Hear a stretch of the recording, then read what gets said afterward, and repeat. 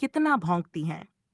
भूमिका कहते हैं कि परिवार एक ऐसी बगिया है जहां हर सदस्य एक फूल की तरह होता है, लेकिन अगर कोई कांटा बन जाए तो पूरी बगिया का सौंदर्य बिगड़ सकता है। ये कहानी एक ऐसे परिवार की है जहां एक छोटी सी गलतफहमी रिश्तों में दूरियां बढ़ा देती है। पहला दृश्य, शर्मा परिवार। शर्मा परिवार एक खुशहाल परिवार था। घर में माता पिता, दो बेटे रवि और अमित और उनकी पत्नियां पूजा और सीमा रहती थीं। सबका आपस में प्रेम था, लेकिन अक्सर छोटी छोटी बातों पर कहासुनी हो जाया करती थी।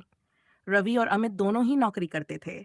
माँ पिता बूढ़े हो चले थे, लेकिन फिर भी घर में स्नेह और अपनापन था। रवि की पत्नी पूजा शांत स्वभाव की थी, जबकि अमित की पत्नी सीमा कुछ ज्यादा ही बोलने वाली थी। दूसरा दृश्य, पहली चिंगारी। सीमा को हर बात में टोकने की आदत थी। उसे लगता था कि घर में उसी की चले। जब भी कोई उससे असहमत होता, वह झगड़ा करने लगती।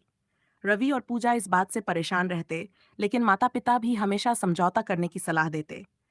एक दिन सीमा ने गुस्से में पूजा से कह दिया, तुम्हारी तो कोई औकात ही नहीं है, बिना रवि के तुम कुछ नहीं कर सकती।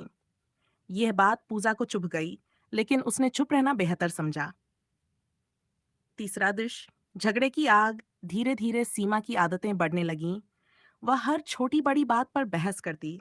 जब माँ पिता उसे समझाते तो वह कहती, आप हमेशा रवि और पूजा का पक्ष हैं, मैं तो इस घर में पराई हूँ। एक दिन घर में गैस सिलेंडर खत्म हो गया।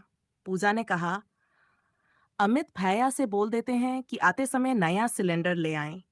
सीमा तुरंत भड़क गई, अमित कोई नौकर नहीं है, तुम अपने पति से क्यों नहीं कहती।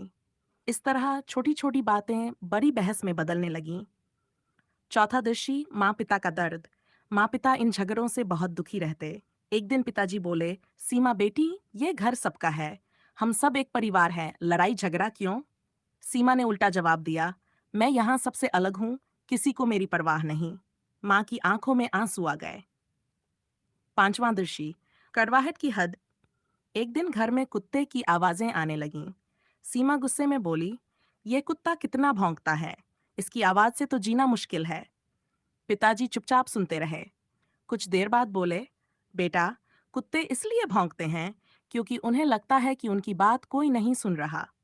सीमा को यह बात सीधी दिल पर लगी। क्या वह भी उसी कुत्ते की तरह भौंक रही थी, जिसे सुनने वाला कोई नहीं। छादृश परिवर्तन। उस रात सीमा देर तक सोचती रही। उसने महसूस किया कि उसकी वजह से घर का माहौल बिगड़ गया था। वह अगले दिन पूजा के पास गई और कहा, मुझे माफ कर दो, मैंने बहुत गलत किया।